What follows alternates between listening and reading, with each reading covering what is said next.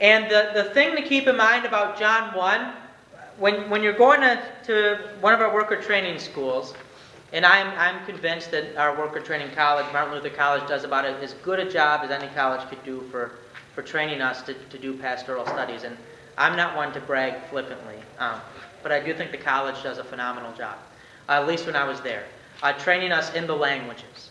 And part of being trained in the languages is you spend a lot of time, especially with Latin and Greek and that, reading pagans, right?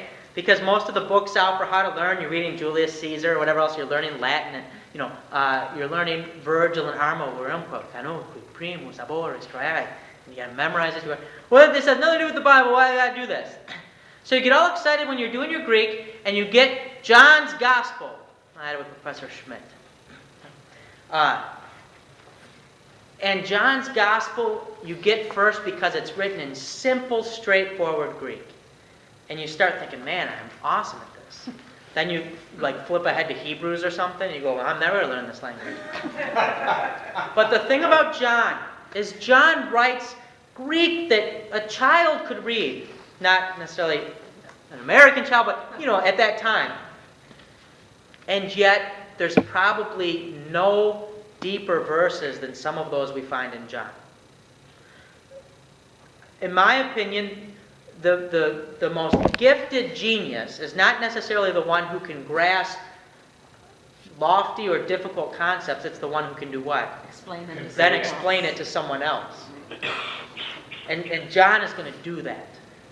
And so as we talk about John, there's parts that you go, I don't get that. Good. This is heady stuff. It's shallow water, but it's thick. How about that? Is that good? There's a lot to it. This is gravy, right? It's Thanksgiving gravy. It kind of makes your heart hurt a little bit, but it tastes good enough that you just keep going. So if we go through John 1, then we're going to have to jump a bit, but we're kind of going to go as we go, and what we cover, we cover. Because that's just how you go with John. That's the way it is. But I'd like us to take probably some of the most beautiful words ever written, the first 5 verses of John, and I'm thinking especially of just the beginning of John's Gospel. And as we do that, I want you to try to keep in mind how Genesis began. Because guess what John had read or heard? Genesis. He's going to build on it. All Scripture is a unity. There's a harmony in Scripture. The beginning then of John's Gospel, chapter 1, if we have a volunteer to take 1 through 5, Christy. In the beginning was the Word, and the Word was with God, and the Word was God. He was in the beginning with God. All things were made through him, and without him was not anything made that was made. In him was life, and the life was the light of men. The light shines in the darkness, and the darkness has not overcome it. In the beginning was? The Word. Okay. Well, let's do a little early church heresy.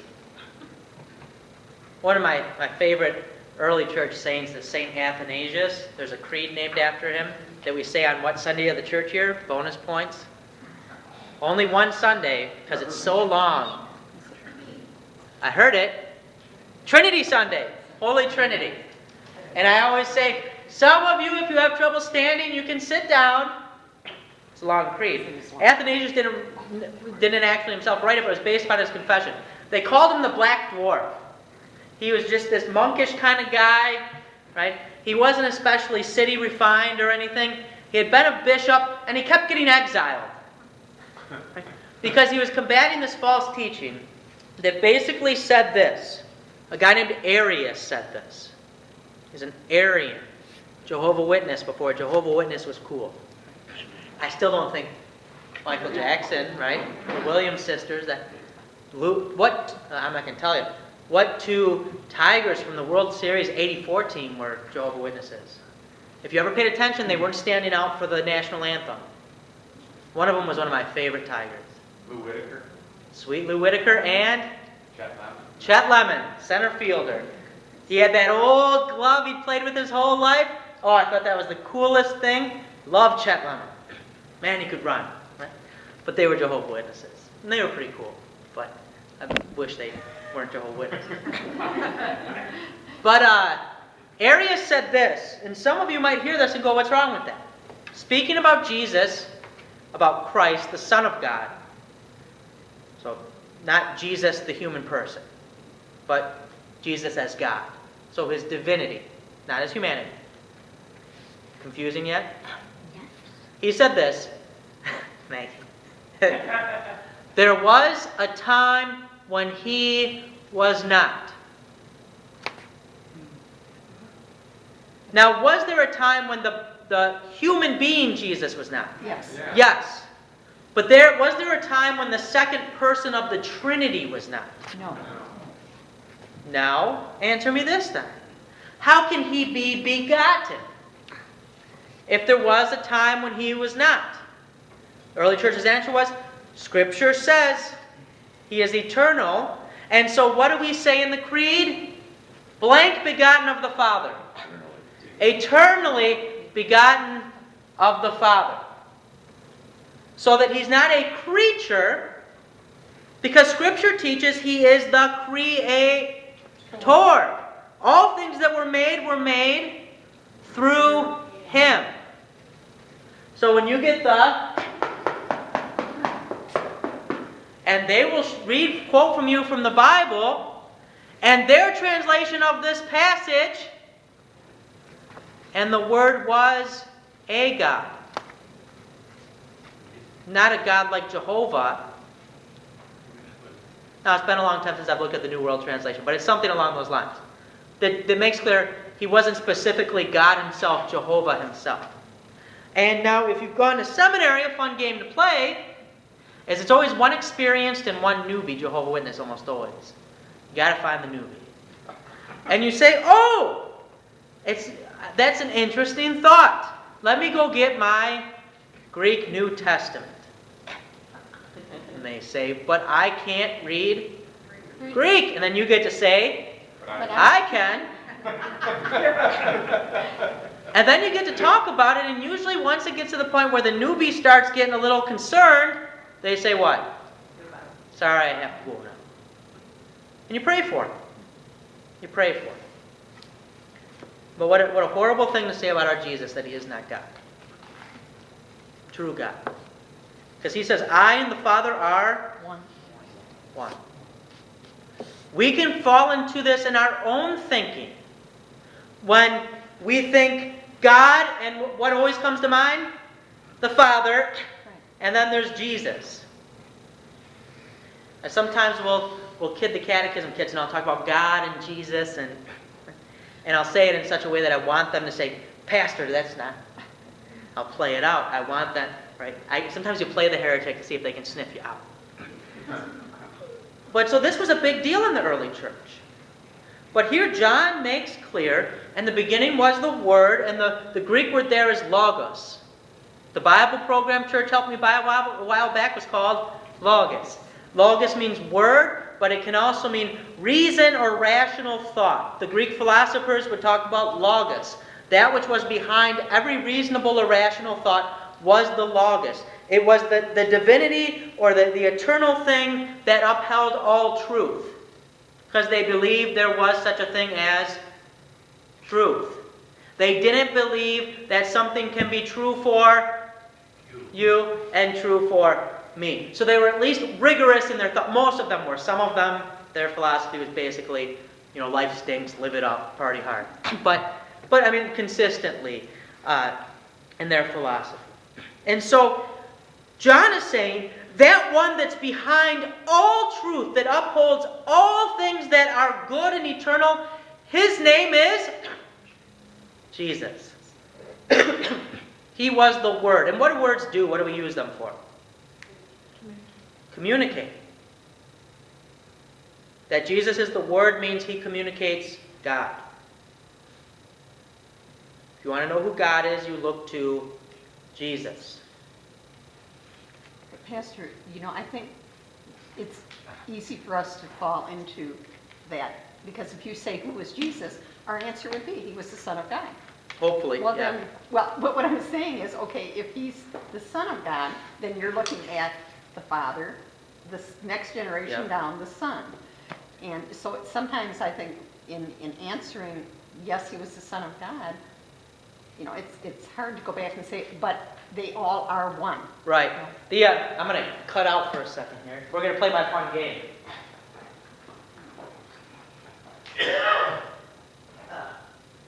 Okay, I'm going to illustrate Christy's good point here. So, first of all, is there a sense in which it is true that the Father is greater than Jesus? Since Jesus said that, we would say yes. According to Jesus' humanity. According to his divinity, Jesus and the Father are one. So let's play my fun game. Now, Christy is right when we think of Son of God, and we can rightly think according to his flesh or humanity. Also, we think of the Trinity as the triangle, and this can sometimes give a false impression. It's not bad. I use it all the time. We have it on the stained glass over here. Maybe I should have put Son of God here, but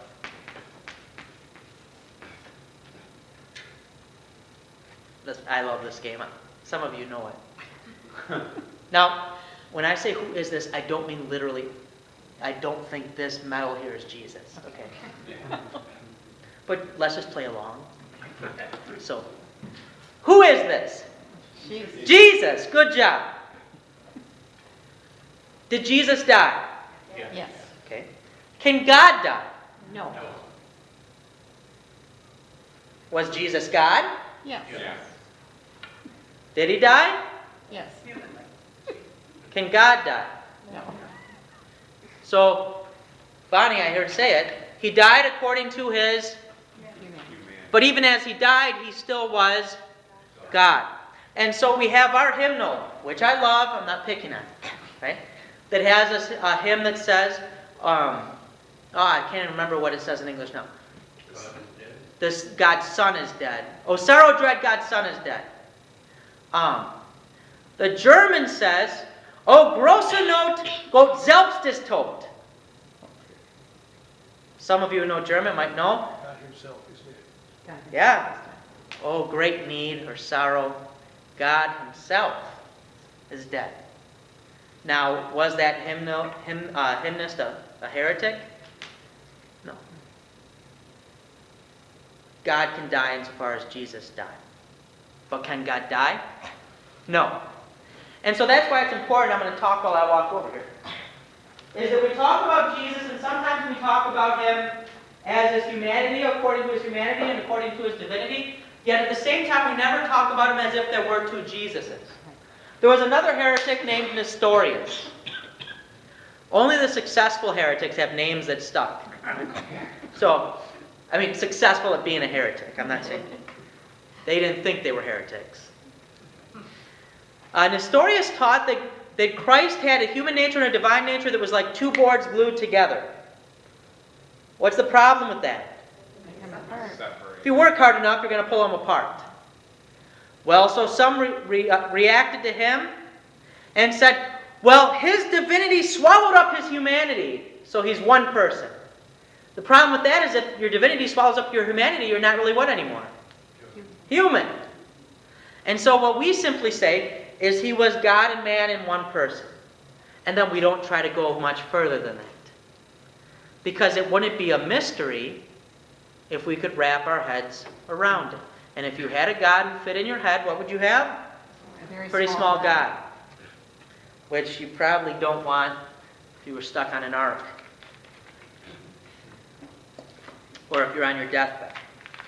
And so, in the beginning was the Word, eternally begotten. He's there in the beginning. All things are through him. What's the picture of light and darkness? Is the light good or bad? Good. If you were to go to a rather seedy establishment, what kind of lighting do they usually have? Dark. How do you know? He told me. In my office. I'm just joking. John told you. Thanks. Throwing him under the bus. Bar in Nebraska. Yeah, there's this bar in Nebraska. I like it, Kathleen. Because if you're doing shameful things, you rarely want to do them in the day. When you're a teenager and you've got a stupid